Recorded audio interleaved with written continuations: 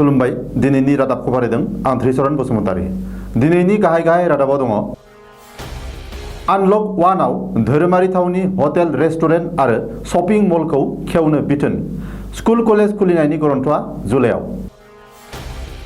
सा 44 उजिगोदान गोरलै खुदियानाव कर'ना virus positive.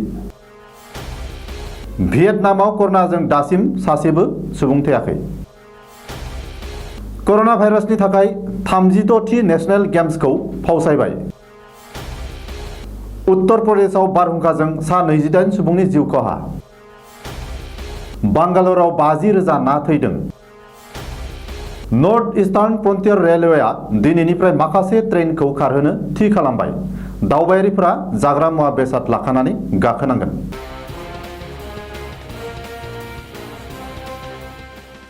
दानिया आबुं रादाब। 25 मार्चनिफ्राय लकडाउन जानायनि थाखाय हादोरनाङै बन्द थानाय धोरोमारि थावनि हटेल रेस्टुरेन्ट आरो शपिं मलफोरखौ आनलक 1 आव खेवनो बिथोन होबाय। ब्रैथि लकडाउननि समा 31 मेसिम मोनलाय गाहाय मन्त्रि नरेन्द्र मोदीआ हादोरनाङै सनिबारखालि 1 जुननिफ्राय 30 जुनसिमहालागै 5थि लकडाउन फोसावो।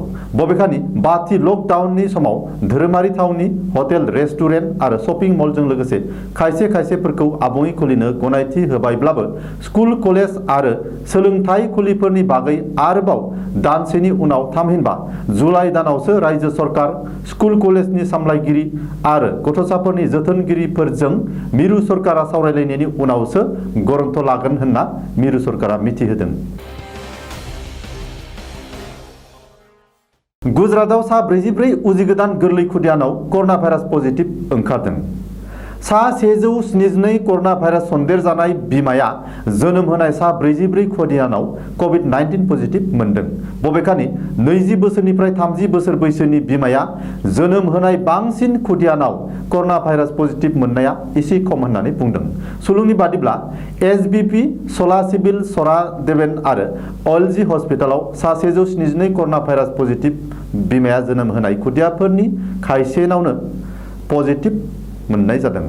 सिभिल हस्पिटालाव गायनोकलजी एन्ड एब्स्ट्रेटिक डिपार्टमेन्टनि हेड डक्टर अमिय मेहताया बुंदों दि आइजोफोरा आथिखालाव गावनि खुदियाफोरखौ रैखाथि जागोन ना जाया बेनि बागै बांसिनै सोंलु दैखाङो। दाननैनि सिगांबो सा 90 खुदिया जोनोम जानायनि गेजेराव 25% बांसिन खुदियानाव कर'ना भाइरास पजिटिभ रिपर्ट ओंखारदोंमोन।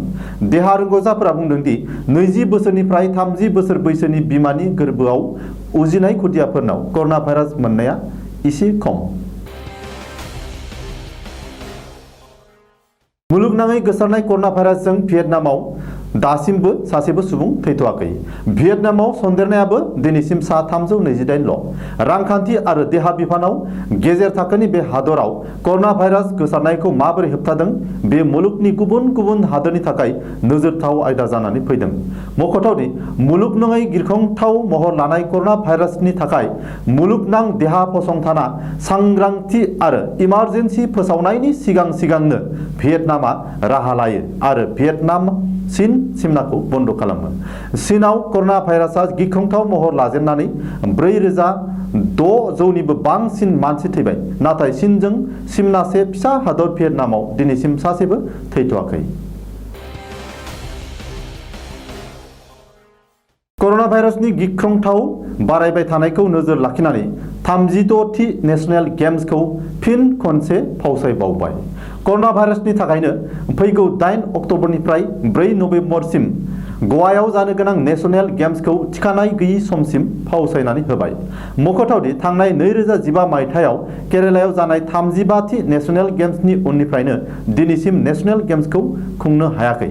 गुबुन रायजोफोर बायदि गवायावबो कर'ना भाइरास बारायगासिनो थानायखौ नायनानै गवा अलिम्पिक एस'सिएशन आरो गवा सरकारनि गेलेमु बिफाना बे थांखिखौ लादों होननानै गवानि लेङाइ गिबि मन्त्रि मन'हर आगादकारा सुलुङाव फोरमायनानै होदों। सोनाब बेंगलनि उनाव उत्तर प्रदेशआव बारहुंखाया सिलिंखार खालामदों। बारहुंखाजों गोबां न' बां बिफां लाइफां खहा जानायनि अनगाबो सा 28 सुबुङा अबथिरा जिउ खोमानांदों।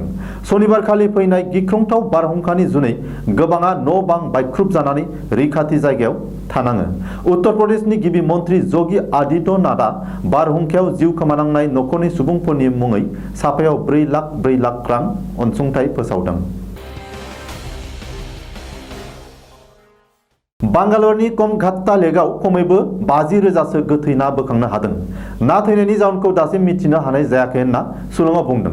सुलुंनि बादिब्ला खमैबो 37 एकर गुवार बिलोनि खाथि खालानि मानसिफोरा बे जायगायाव बोसोरसे सिगांनिफ्रायनो नाफोरा थैसावगासिनो थानायखौ नुनो मोन्दों, नाथाय रावबो गुमुर लायाखै आरो गोसो होआखै होननानै बुंथिदों। लकडाउननि थाखाय गोबाव सम बन्द जानानै थानाय रेलगारिफोरखौ नर्थ इस्ट फ्रन्टियार रेलवेआ दिनैनिफ्राय खारहोनो थि खालामबाय।